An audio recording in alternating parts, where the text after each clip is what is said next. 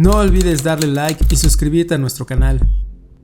Desde que tengo memoria, he tenido una relación extraña con mis sueños. A veces eran simples, casi sin sentido, pero otras veces eran diferentes, demasiado nítidos, demasiado reales. Mi madre siempre decía que cuando tenía apenas 4 o 5 años, hablaba con frecuencia de una niña llamada Catherine. Yo misma aún recuerdo su nombre, su rostro pálido, sus ojos grandes y el sonido suave de su risa cuando jugaba sola en su habitación.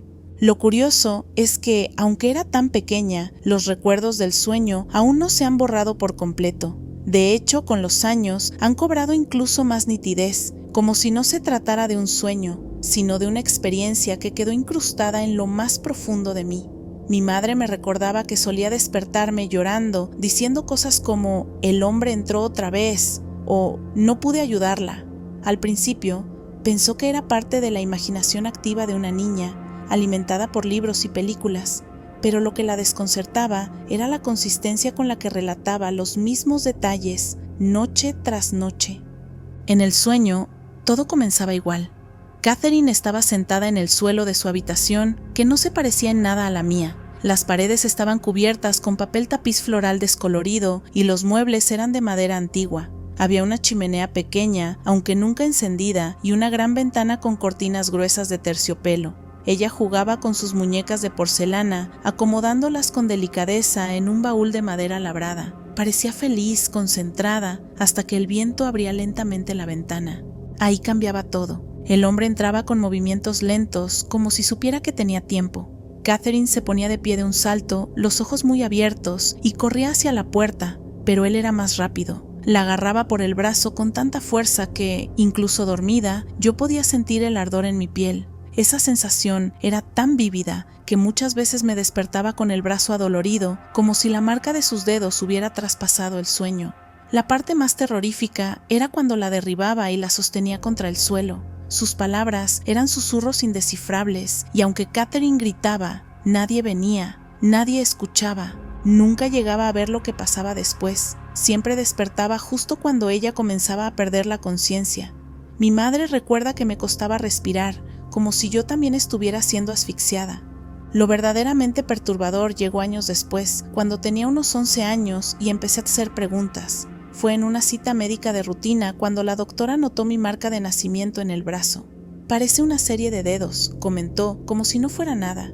Pero algo en mí se tensó. Exactamente en ese lugar era donde el hombre en el sueño siempre tomaba a Catherine. Lo había olvidado por años, pero al ver mi reflejo en el espejo de la consulta, mi memoria me golpeó con fuerza. Comencé a investigar obsesivamente, primero sin rumbo, luego más sistemáticamente. Pasaba horas en bibliotecas locales leyendo sobre desapariciones de niñas en el siglo XIX.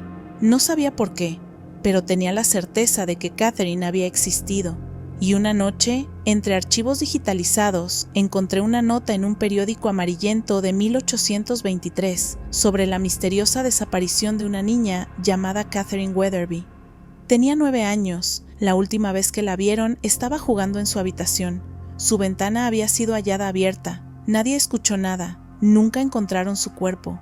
No pude hablar durante minutos. Mi corazón latía con tanta fuerza que apenas podía pensar. Le mostré todo a mi madre. Ella palideció.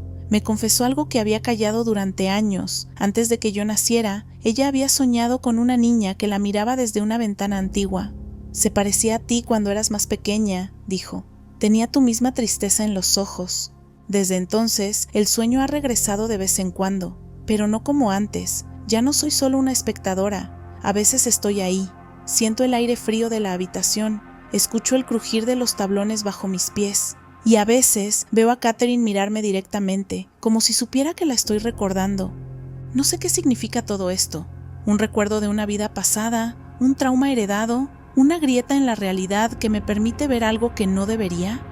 Lo único que sé es que la sensación de familiaridad con Catherine no ha disminuido. Siento que estoy incompleta sin entender lo que ocurrió realmente, como si una parte de mí fuera también una parte de ella. Y cada vez que veo mi marca de nacimiento en el espejo, siento que ella aún está aquí, esperando ser escuchada. Tal vez, de alguna manera que aún no comprendo, ambas estamos tratando de terminar una historia que quedó inconclusa hace mucho, mucho tiempo.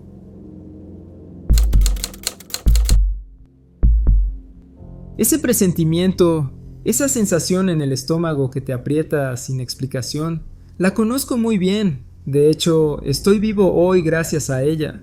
A veces pienso que fue suerte, otras que fue algo más. Tenía 19 años. Era joven, testarudo y estaba en mi primera misión como infante de marina, desplegado en la frontera entre Irak y Siria. Llevábamos semanas en ese puesto avanzado, una base improvisada entre el polvo, el calor y el zumbido constante del peligro. A esa edad uno todavía se siente invencible. Crees que las balas no van contigo, que los avisos no son para ti. Ese día el sol golpeaba con la fuerza de 1000 hornos. Después de mi turno de guardia, fui a la sala de descanso de la base para rehidratarme y ver algo en la TV. Estaba planeado subir al techo del edificio a hacer ejercicio con algunos compañeros. Teníamos una pequeña zona improvisada arriba, pesas viejas, algunas cuerdas y la vista completa del desierto que nos rodeaba. Pero cuando llegó el momento de subir, algo me detuvo. Fue como una mano invisible en el pecho, un nudo extraño en el estómago. Una ansiedad sorda, contenida, sin motivo aparente. No era miedo, no era una intuición consciente, era más como una calma forzada que me mantenía pegado a ese sofá. Algo dentro de mí susurraba: espera, no vayas aún. Intenté ignorarlo, pero la incomodidad persistía, así que me quedé ahí, en silencio, mirando el televisor sin verlo realmente, con los codos apoyados en las rodillas, sintiéndome inquieto pero sin saber por qué. Y entonces ocurrió. Una onda expansiva me sacó del asiento. Todo tembló como si la tierra hubiera respirado con furia. El techo retumbó. Las ventanas temblaron. Fui arrojado al suelo por la fuerza de la explosión. El aire me salió de los pulmones en un solo golpe. Durante unos segundos no oía nada. Solo un zumbido agudo, como si todo el sonido del mundo se hubiera comprimido en mi cabeza. Cuando por fin pude moverme, corrí hacia la puerta, tambaleándome, con el corazón golpeando como una metralleta. Había humo en el aire, gritos, órdenes, caos. Más tarde supimos que un atacante con un aparato explosivo había atravesado un puesto de control lateral que conectaba con nuestro perímetro. La detonación fue brutal, había fragmentos de metralla por todo el lugar. Uno de los escombros perforó una columna a escasos metros del punto exacto donde habría estado haciendo ejercicio. Si hubiera subido, no habría quedado nada de mí. En los días malos, esos en los que la mente no se calla, pienso mucho en eso, en cómo una simple sensación, una intuición sin sentido, me mantuvo con vida, porque no fue lógica, no fue una decisión razonada, fue algo que me eligió a mí, como si el tiempo, o algo fuera del tiempo, se hubiera torcido por un instante para evitar mi muerte. No suelo hablar de esto, nunca he sido de los que se sientan a contar batallitas. Soy más de bromear, de mantener las cosas ligeras. No me gusta el drama, ni quiero que me vean como alguien afectado. Pero aún hoy, cuando me acuerdo de aquel día, siento que tengo que decirlo. Ese presentimiento existe, es real. No sé si es algo espiritual o si tiene que ver con un instinto primitivo que la mayoría ha olvidado. No soy una persona religiosa ni creo en cosas místicas, pero algo pasó ahí, algo que no entiendo, pero que no puedo negar. Han pasado los años, algunos compañeros no regresaron, otros, como yo, seguimos adelante con nuestras vidas, llevando cicatrices invisibles. A veces, en medio de una conversación cualquiera, ese momento vuelve a mí con una nitidez aterradora. Y aunque trato de racionalizarlo, una parte de mí sabe que esa sensación no fue solo suerte, fue una falla, un desliz imperceptible en la realidad que me dejó vivir, y por eso sigo aquí, escribiendo estas palabras. Siempre me consideré una persona racional. Era el tipo de mujer que organizaba todo en listas, que encontraba consuelo en los horarios, en la lógica, en los hechos comprobables. Me encantaba tener control sobre mi entorno, quizá porque la vida militar, aunque rigurosa, estaba llena de incertidumbres, y amar a un piloto de la Marina era aceptar que el cielo podía llevárselo en cualquier momento. Me casé joven con Mark. Él era carismático, disciplinado y tenía una sonrisa que podía desarmarte incluso en los peores días. Nuestra vida estaba marcada por despedidas y reencuentros, por cartas con tinta desvanecida y silencios prolongados entre misivas. Aún así, cada vez que partía, yo encendía una vela y lo esperaba. Siempre volvía. Hasta que un día, No lo hizo. Corría el año 1991. Mark fue desplegado a bordo de un portaaviones que navegaba rumbo al Golfo Pérsico. Como parte del protocolo de guerra, el portaaviones debía mantener silencio radial total. Sabía que no oiría su voz por días, tal vez semanas. Yo lo acepté como siempre lo hacía, manteniéndome ocupada, siguiendo mi rutina. Pasaron 10 días desde su partida. Era una noche de marzo, creo. Me desperté de golpe, como si algo me hubiera sacudido desde dentro. Abrí los ojos y ahí estaba, Mark, de pie junto a la puerta de nuestra habitación. No era un sueño, lo juro, no era un espectro flotando, ni una sombra borrosa, era él, como si acabara de regresar del trabajo. Llevaba el uniforme de vuelo, aunque algo lucía distinto. Su cabeza estaba completamente rapada, y eso me desconcertó. Siempre había mantenido su cabello corto, pero nunca lo había visto así. Me miró con calma, sin tristeza, y con una voz que parecía venir de todos los rincones de la habitación, dijo solo una palabra. Adiós. Parpadeé y ya no estaba. Me quedé sentada, rígida, el corazón retumbando como un tambor roto. No pude volver a dormir. Me levanté tambaleándome, fui a la cocina y abrí el grifo para servirme un vaso de agua. Intentaba racionalizarlo. El estrés, me repetía. Es normal en una guerra. No has dormido bien en días. Y entonces sonó el timbre. Quedé paralizada. Las esposas de militares sabemos lo que significa un timbre a medianoche. No es una visita casual, es un final. Temblando, caminé hasta la puerta, la abrí y ahí estaban, 2 oficiales con rostros pálidos y sombríos. Me informaron que Mark había muerto a bordo del portaaviones esa misma noche. Un ataque cardíaco masivo. Murió de inmediato, no sufrió. Recuerdo que no lloré al instante. Mi mente intentaba protegerme con su lógica habitual. Fue una coincidencia, me decía, lo imaginaste por la tensión. Trataba de convencerme de que la aparición de Mark había sido una alucinación, nada más. Además, su cabeza rapada no coincidía con su aspecto habitual. Tal vez, en el fondo, me aferraba a ese detalle para mantener la cordura. Mi madre y mi suegra volaron de inmediato para ayudarme con los arreglos del funeral. Me mantuve serena, organizada, fuerte, hasta que llegó el día de la primera vista del cuerpo. Cuando abrieron el ataúd, el aire se me fue de los pulmones. Era Marco, sin vida, y con la cabeza totalmente rapada, exactamente como lo había visto esa noche. Me derrumbé. Fue como si todo mi ser se quebrara desde adentro. Los médicos lo llamaron una crisis nerviosa menor, pero yo sabía que no era solo dolor o tristeza. Era la certeza brutal de que algo había ocurrido esa noche, algo que no podía explicarse. Días después, uno de sus compañeros me entregó una carta que Mark le había escrito antes de zarpar. En ella hablaba con humor sobre una apuesta perdida durante una partida de póker. El castigo, afeitarse completamente la cabeza. El día en que murió ya llevaba varios días calvo. No había forma de que yo supiera eso. Volví a casa de mis padres. No podía dormir sola, no podía entrar a esa habitación. Los ataques de pánico me acompañaron por meses. Me despertaba gritando, creyendo escuchar su voz, sintiendo su presencia. Tardé 6 meses en sentirme capaz de enfrentar el mundo otra vez. Y aunque he logrado rehacer mi vida, ese momento quedó grabado en mí como un tatuaje invisible. Nunca hablo de ello. Mis amigos saben que algo me pasó antes de que naciera mi hija, pero pocos conocen los detalles. A veces, cuando la noche está muy callada, me viene esa imagen suya, de pie en el marco de la puerta, tan real como lo fue en vida. Y todavía me pregunto, ¿qué fue eso? ¿Una despedida desde el otro lado? ¿Un cruce fugaz entre mundos? ¿Un fallo en la realidad tal y como la conocemos?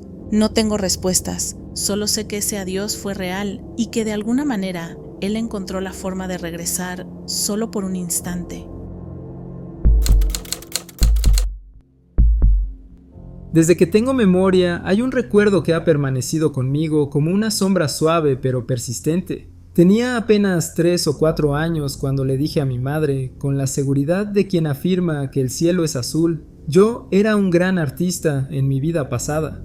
Ella sonrió, como suelen hacerlo los adultos cuando los niños dicen cosas raras, y me acarició la cabeza sin darle mayor importancia. Pero para mí no era un juego, era una certeza. Lo sentía tan claro como si hubiera despertado de un sueño muy largo con los colores aún vivos en mis dedos y el aroma de los óleos impregnado en mi piel. Durante mi infancia me sentía dividido entre dos mundos, el presente que me rodeaba y otro más lejano, íntimo, al que no podía regresar del todo, pero del que nunca me había ido. Dibujaba compulsivamente desde muy pequeño, pero no eran garabatos normales. Me obsesionaban las líneas precisas, la anatomía de las manos, la luz rebotando sobre el cristal, como si intentara recordar algo que una parte de mí ya sabía hacer, pero que había olvidado. A veces, mientras pintaba, sentía un extraño nudo en el pecho, como si algo estuviera incompleto, como si un trabajo pendiente me llamara desde otra época. Durante años intenté dejar ese pensamiento atrás, me volví irracional. Estudié arte, sí, pero desde un enfoque técnico. Me convencí de que todo aquello era solo una construcción de mi imaginación infantil, una forma temprana de pasión artística, nada más.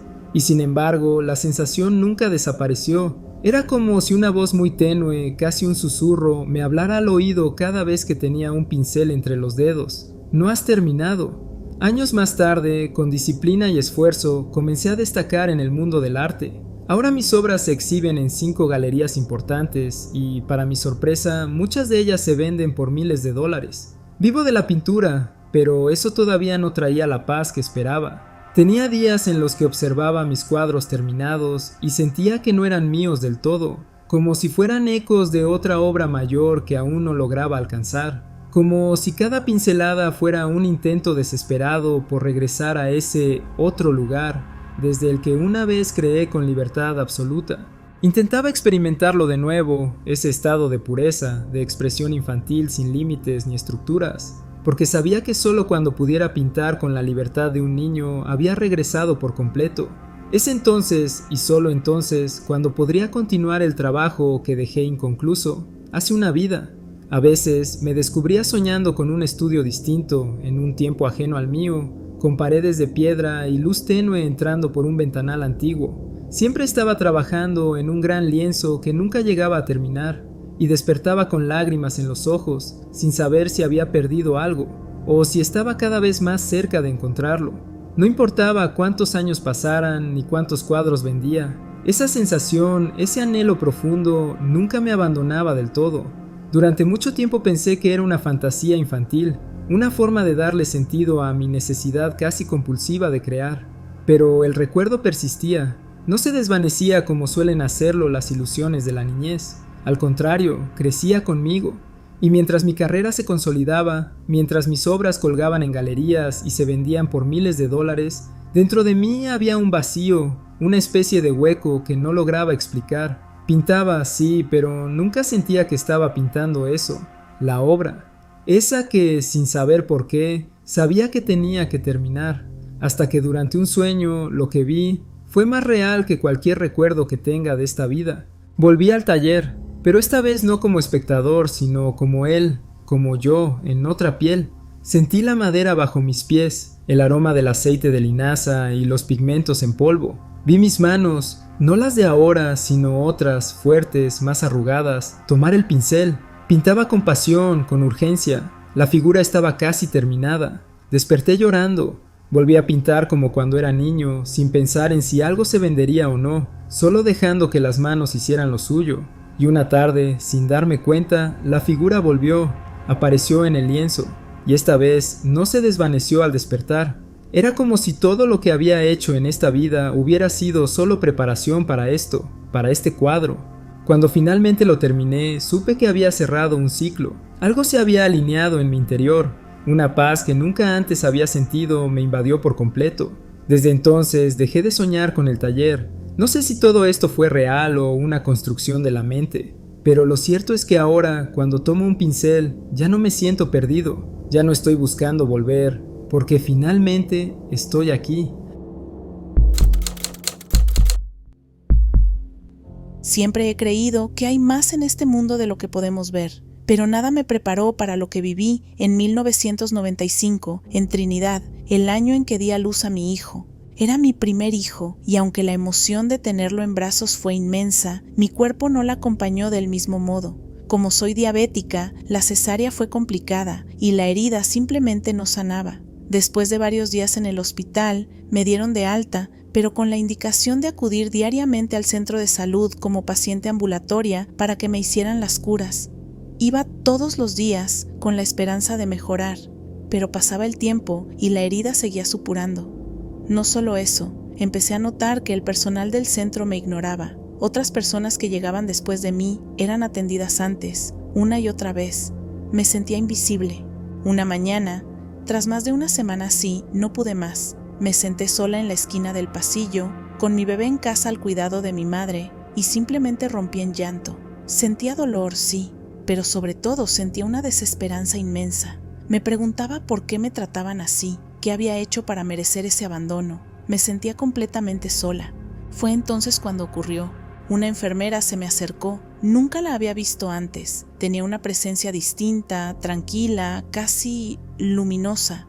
Su piel era clara, su cabello castaño recogido con una cofia blanca que parecía de otra época. Me habló con una voz suave y me dijo: «Ven conmigo, yo te ayudaré». Me llevó a una habitación distinta, una que jamás había visto en el centro. Era pequeña, iluminada por una luz cálida y tenue, con una cama de cuero, algo que no había en las demás salas, y varias repisas llenas de frascos, gasas y materiales quirúrgicos. Me sentí nerviosa, pero su voz era tan reconfortante que no pude hacer otra cosa que confiar en ella. Me ayudó a recostarme y comenzó a rodearme con gasas limpias. Luego presionó suavemente alrededor de la incisión. Lo extraño fue que, al tocarme, todo el dolor desapareció al instante. No fue gradual, fue como si mi cuerpo hubiese olvidado el sufrimiento de los días anteriores. Solo quedaba una profunda paz y una especie de calor interno que no sabría explicar con palabras. Cuando terminó, le di las gracias de corazón. Me sentía completamente diferente, renovada. Al salir del cuarto, una enfermera que sí reconocí me llamó por mi nombre. Tenía mi expediente en la mano. Me dijo que me acompañara a la sala habitual para hacerme la cura. Confundida, le expliqué que ya me la habían hecho, que otra enfermera me había atendido. Le describí a la mujer, la sala, la camilla. Quise mostrarle el lugar exacto, pero cuando abrimos la puerta, no era una sala de curas, era un cuarto de almacenamiento lleno de cajas viejas y estantes polvorientos. No había cama, no había instrumentos médicos, nada. Al día siguiente regresé al centro como de costumbre. Una doctora revisó la herida y se quedó en silencio. Me miró, luego volvió a observar mi abdomen. «Aquí no hay nada», me dijo. «Está completamente cerrado, como si nunca hubieras tenido una incisión». No entendía cómo era posible, pero así fue. Me dieron de alta ese mismo día. Volví a casa caminando como si flotara, sin dolor, sin heridas, y con una sensación muy profunda de haber vivido algo fuera de este mundo. Durante los 4 días siguientes, volví al centro con una canasta de frutas, esperando volver a ver a aquella enfermera. Quería agradecerle. Pregunté por ella, describí su rostro, su voz, su uniforme, pero nadie la conocía. Nadie recordaba haberla visto. Ni los enfermeros, ni los médicos, ni siquiera el personal administrativo. Era como si nunca hubiera estado allí. A veces pienso que fue un sueño, una fantasía que mi mente creó por desesperación. Pero no puedo ignorar que mi cuerpo sanó de una manera imposible. No puedo negar lo que sentí en aquella sala, ese calor, esa paz, esa forma en que me habló. No sé qué fue exactamente, pero sé que aquella mujer no era una enfermera común. Hoy, cada vez que miro la cicatriz invisible en mi abdomen y al hijo que traje al mundo, recuerdo ese momento. Y lo sé con certeza, los ángeles existen, y a veces, cuando más los necesitamos, se nos aparecen. Incluso en lugares tan cotidianos como una sala de curas.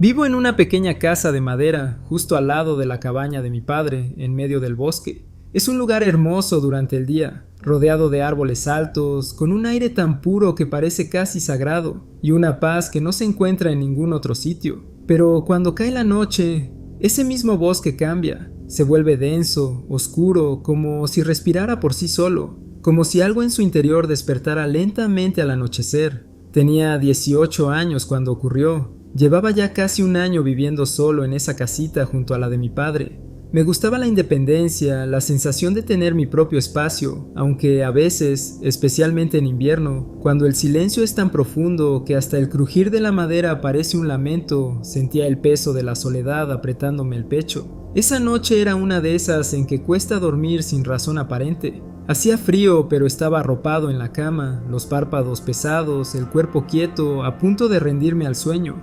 Entonces sucedió.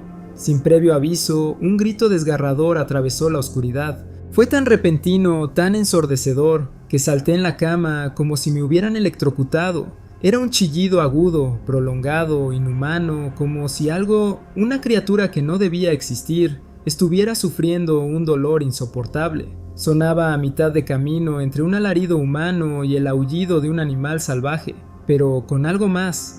Algo que no puedo describir, una vibración que parecía pasar a través del cuerpo, como si no viniera de fuera, sino de otro plano. El sonido no fue estático, lo oí claramente desplazarse por el aire, rápido como un relámpago, cruzando sobre mi casa en cuestión de segundos. Fue como si algo hubiera volado justo encima de mi techo, chillando con furia, y luego, silencio total. No había viento, no había ecos, nada. Solo el latido descontrolado de mi corazón y la certeza de que algo extraordinario acababa de suceder.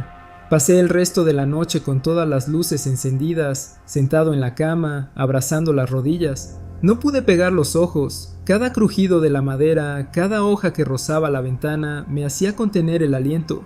A la mañana siguiente, todavía pálido y sin haber dormido nada, fui a ver a mi padre. Le conté lo que había escuchado, esperando ver esa expresión escéptica que siempre ponía cuando le hablaba de cosas raras. Pero en lugar de eso, me miró con los ojos muy abiertos. ¿Tú también lo oíste?, preguntó en voz baja. Me explicó que también había escuchado el grito, que se levantó de la cama sobresaltado, corrió a la ventana y miró hacia el cielo esperando ver un animal, un avión, cualquier cosa que explicara lo que acababa de pasar. Pero no había nada. Solo un cielo negro, claro y estrellado, y un silencio que helaba los huesos. No supimos qué pensar, lo comentamos con algo de humor, como para aliviar la tensión. Bromeamos con que sería alguna bruja cruzando el cielo, o un espíritu del bosque furioso por nuestra presencia. Pero en el fondo, ambos sabíamos que aquello no era una broma. Durante los días siguientes intenté racionalizar lo ocurrido. Busqué grabaciones de animales nocturnos, leí sobre gritos de linces, zorros, incluso aves grandes. Nada se parecía remotamente a lo que escuchamos. Nada explicaba la velocidad con la que se desplazó el sonido. Y sobre todo, nada justificaba la sensación que dejó. Ese escalofrío profundo, esa certeza instintiva de que habíamos presenciado algo que no debía estar allí.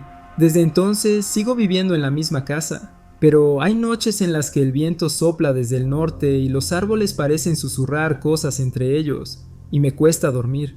Me encuentro a mí mismo mirando al techo, recordando ese grito, preguntándome si lo volveré a oír alguna noche. Y sobre todo, me pregunto si esa noche fue un simple fenómeno inexplicable, o si, por un instante, algo se rasgó en la realidad. Algo invisible cruzó de su mundo al nuestro y dejó una huella sonora que ninguno de los dos podrá olvidar jamás. Solo espero que no vuelva. Antes de terminar este video, queremos tomarnos el tiempo para saludar y agradecer. Gracias por su apoyo constante e incondicional. Nos emociona leer sus mensajes en cada video. De verdad, muchísimas gracias. Valoramos mucho su apoyo. Cada like, cada comentario, cada suscriptor y cada historia enviada nos motivan a seguir creciendo y mejorando. Gracias por escucharnos, por compartir sus ideas, teorías y por ser parte de esta comunidad de mentes inquietas. Ya somos más de 8,800 miembros de esta increíble comunidad de tenebrosos. Ustedes nos dan la oportunidad de seguir haciendo algo que nos apasiona. Y recuerden que si tienen una historia que compartir, nos la pueden enviar a la dirección de correo electrónico que aparece en la descripción del video. encuentrostenebrosos@gmail.com. El multiverso está lleno de secretos y apenas hemos comenzado a descubrirlos. Nos vemos en el siguiente universo.